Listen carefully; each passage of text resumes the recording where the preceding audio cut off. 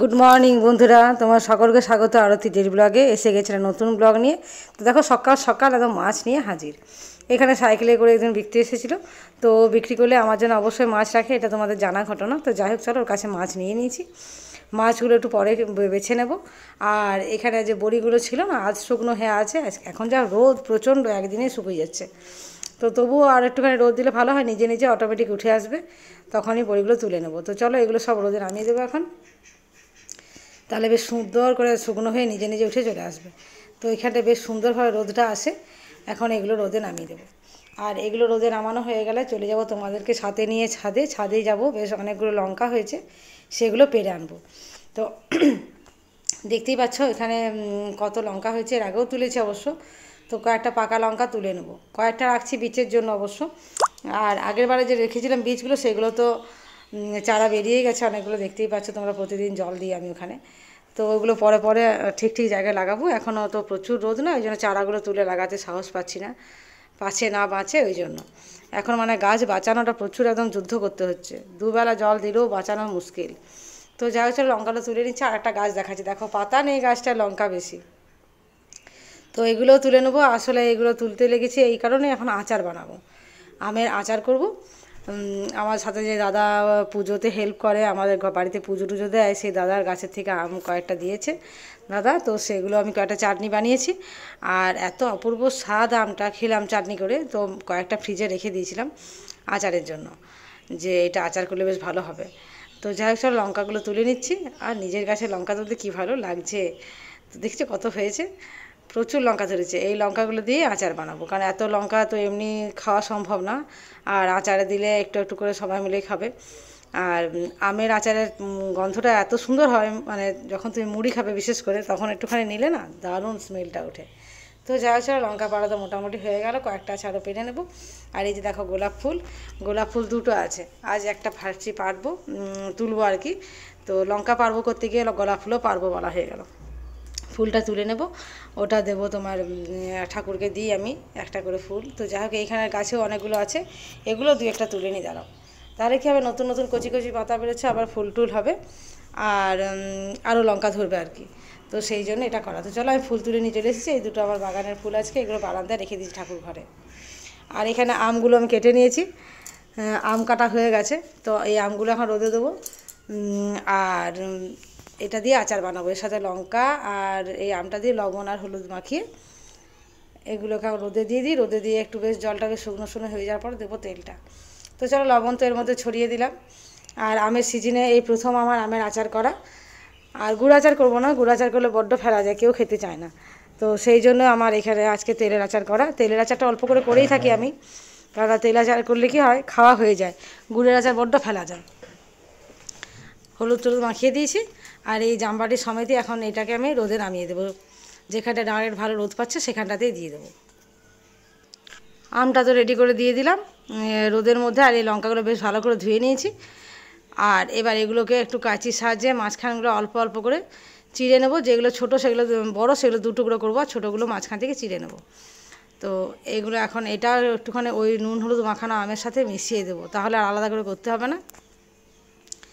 লঙ্কা কাটতে এত ভয় লাগে না, এই হাতেটাতে একটু লাগলে বেশ ভুল করে চোখে দিয়ে দিলে মুশকিল।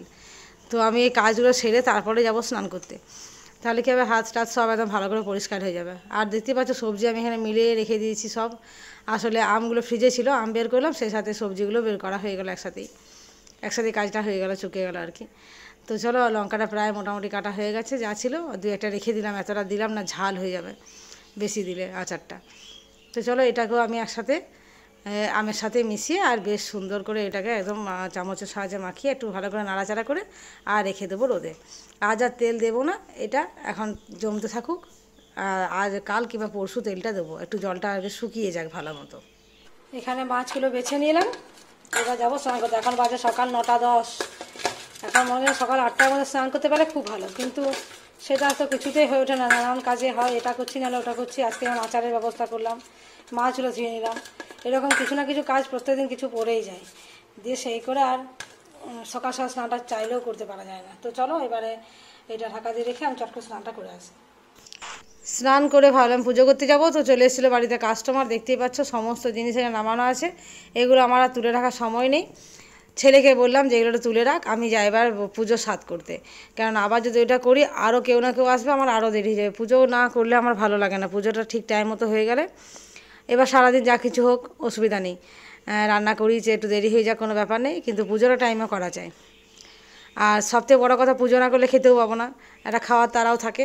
তো যাই হোক, চলো পুজো করতে চটপট বসে যাই, তারপরে অন্য কাজ করবো। এবার পুজো করে টিফিন করে চলে এসেছি, আজ অনেক বেলা হয়ে গেছে। এদিকে নিয়ে এসেছে চিকেন, তো চিকেনটা ভাবছি আজকে হাতে মাখা করে করব, মানে দম চিকেন বানাবো।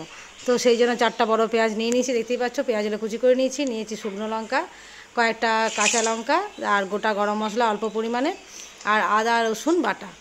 আর পেঁয়াজ বাটা দিয়ে এর মধ্যে দিয়েছি জিরে গুঁড়ো, হলুদ গুঁড়ো, কাশ্মীরি লাল লঙ্কার গুঁড়ো, লবণ পরিমাণ মতো, আর দিলাম টক দই, আলু, সব কিছু দিয়ে বেশ ভালো মতো হাতে করে মাখিয়ে নিতে হবে। যত সুন্দর করে মাখাবে তত সুন্দর রান্নাটা হবে, মাখানোটা কিন্তু বেশ সুন্দর করে হওয়া যায়। এরপরে এর মধ্যে দিয়ে দেওয়া হলো একটুখানি লেবুর রস, অর্ধেকটা লেবুর রস, আর বেশ পরিমাণে সর্ষের তেল। সর্ষের তেলটা তোমরা তোমাদের আন্দাজ মতো দিও, আমি একটু তার মতনভাবে দিয়েছি। তো আরও এর মধ্যে ভালো করে মাখিয়ে দিয়ে দিলাম কয়েকটা একদম ওপরের খোসা ছাড়ানো গোটা রসুন, রসুনের মাথা আর বাইরের দিকের খোসাগুলো আমি ভালো করে ছাড়িয়ে নিয়েছি।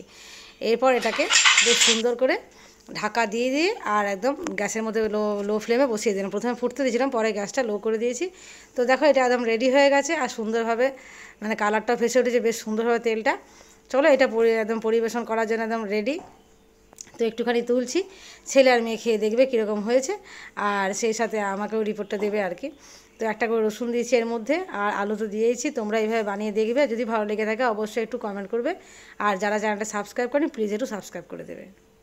চলো রান্না বান্না কমপ্লিট হয়ে গেছে, কি রান্না করেছি দেখি দিই। এখানে আছে ঢেঁড়স ভাতে, ভেন্ডি ভাতে, আছে বেগুন ভাজা, আর আছে পটলের পোস্ত, আর এখানে আছে চিকেন। এটা হান্ডি চিকেনের প্রসেসে করেছি। তোমার হাঁড়িতে করলে যে মাটির সোঁদা গন্ধটা পাও সেটা পাবে না, কিন্তু খেতে অপূর্ব স্বাদের একদম। খুব চটজলদি হবে, হ্যাপা ছাড়াই, কষাকষি ঝামেলা ছাড়া, একদম ডাইরেক্ট সব মাখিয়ে বসিয়ে দাও, তাহলেই সুন্দরভাবে একদম চিকেন রেডি। আর অপূর্ব স্বাদ, ঢাকা খোলার সাথে সাথে একটা বেশ সুন্দর গন্ধ আসছে।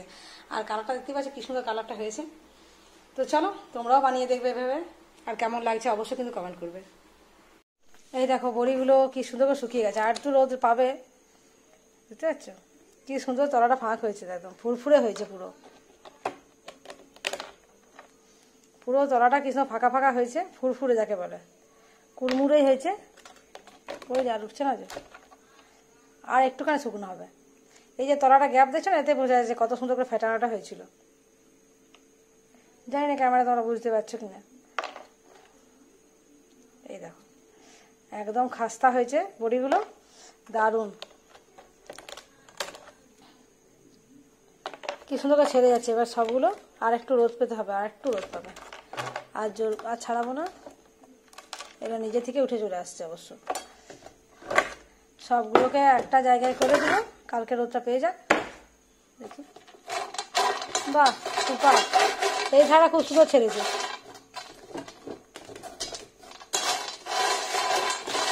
থালার গায়ে লেগে না একটুকু, তাহলে একটা থালা খালি হয়ে গেল। যতটা খালি হয় ততগুলো লাভ।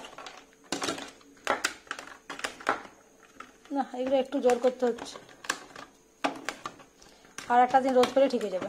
আসলে আজকে প্রচুর মেঘ ছিল, আর গতকালকেও মেঘ ছিল, ভালো রোদটা পায়নি। থাক আর জোর করে ছাড়াবো না, এগুলো কাল দেখা যাবে আবার। চলো এবার রাত্রেবেলা খাওয়া দাওয়া শুরু করছি। আর খাওয়া বলতে শুরু করেছি পরোটা আর রুটি।